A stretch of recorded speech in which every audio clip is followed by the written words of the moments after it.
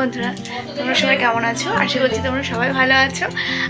তো দেখলেই যে আমার দেওরের বিয়ে ছিল, তো বিয়েতে আমরা কোথায় গেছিলাম তোমরা তো সবাই ভালো করে জানো যে আমরা বিয়েতে নাগাল্যান্ডে গেছিলাম। তো আমাদের বউ ভাতের মানে সেটা রিসেপশনটা দুদিন পিছিয়ে গেছে, তো সেই কারণে আজকে হচ্ছে আমাদের বউ হাত।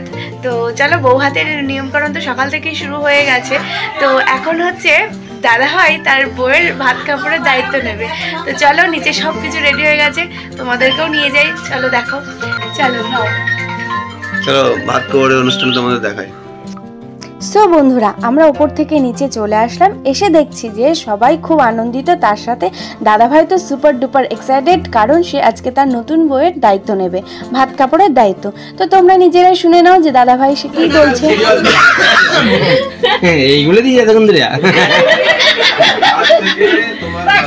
আজ থেকে আমি তোমার দায়িত্ব নিলাম, সাথে মাছ মাংস এগুলো থাকবে। আমাদের বাড়ির নিয়ম অনুযায়ী নতুন বউ আগে বয়োজ্যেষ্ঠদের পাতে ঘি ভাত দেবে, তারপর আমরা সবাই মিলে দুপুরের লাঞ্চ কমপ্লিট করতে পারবো। তো রীতিমতো আমাদের দুপুরের লাঞ্চ কমপ্লিট করে নেওয়ার পরে চলে গেছিলাম রাতের জন্য সাজুগুজু করতে। সো বন্ধুরা, আমরা রেডি হয়ে গেছি, এখন আমরা প্রায় পুরো রেডি। দেখো আমিও রেডি হয়ে গেছি, আমার বউ রেডি হয়ে গেছে, আমি এই ড্রেস। তো বউ এতক্ষণ লেগেছে, প্রায় 4টেতে রেডি হচ্ছে, আর এখন প্রায় 8:30 বাজে রেডি কমপ্লিট হলো। আমি তো আসলাম 10 মিনিট রেডি হয়ে গেছি, তো 10 মিনিট রেডি হয়েছে, আর ওর 4 ঘন্টা রেডি হয়েছে। তো কাকে বেশি সুন্দর আছে কমেন্ট করে জানিয়ে তোমরা, হ্যাঁ ঠিক আছে? আমি তো বিশাল সুন্দর, এই জন্য কারো টিকা পড়ে গেছে। তো চলো, ভাই বিয়ের রিসেপশন শুরু হয়ে গেছে, চলো ওখানে নিয়ে তোমাদের দেখাচ্ছি। চলো, লেটস গো। দেখো বন্ধুরা, আমরা তো চলে এসেছি আমাদের বিয়ে বাড়ির অনুষ্ঠানে। গেটটা কেমন হয়েছে আর আমাদের ভেতরের এই বউ বসানো জায়গাটা কেমন হয়েছে অবশ্যই একটু কমেন্ট করে জানিও। আর এখানে সকলে মিলে সন্ধেবেলাতে একটু ফটোশ্যুট করে নিচ্ছিল, কারণ তখনও বউ বসেনি। আর এইদিকে চলে আসলাম, দেখো রাতের ডিনার, আমাদের এখানে রান্নাবান্না সব কিছু তৈরি হচ্ছিল। এখানে সন্ধ্যের পরে আমাদের পার্টি কিন্তু একদম জমে উঠেছিল, কারণ দেখো এক দিদি, আমার দেওর, তারপরে বরের বন্ধুরা, বর একদম সবাই মিলে একদম নাচের মুডে চলেছিল।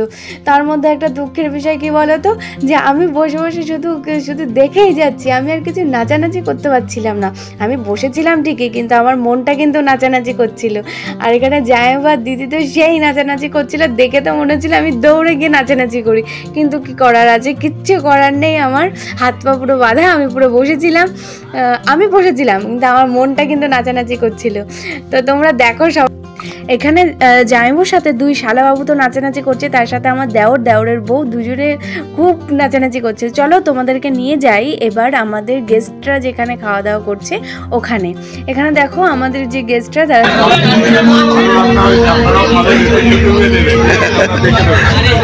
তারা সকলেই খাওয়া দাওয়া করছিল। এবার চলো আমরা চলে যাই বাইরে গিয়ে আমাদের যে গ্রুপের ছবিগুলো আছে সেগুলো আমরা তুলে নিলাম। তুলে নেওয়ার পরে আমরা সকলে মিলে চলে এসেছি রাতের ডিনারটা কমপ্লিট করে নিতে, কারণ রাত তো অনেক হয়েছিল, রাতের ডিনারটাও করা উচিত ছিল আমাদের। তো আমার ভিডিওটা এইটুকু পর্যন্তই ছিল। তোমরা সবাই কমেন্টে জানিও যে আমাদের ভিডিওটা কেমন হয়েছে। আর হচ্ছে যারা আমার চ্যানেলে নতুন তারা অবশ্যই আমার চ্যানেলটাকে সাবস্ক্রাইব করে দিয়ে আমার পাশে থেকো, তাহলে আমার খুব ভালো লাগবে। আর যারা আছো তাদেরকেও অসংখ্য ধন্যবাদ আমার সাথে থাকার জন্য। এরপর দেখা হচ্ছে আরও একটি নতুন ভিডিওতে, ততক্ষণ তোমরা সকলে ভালো থাকবে, টাটা।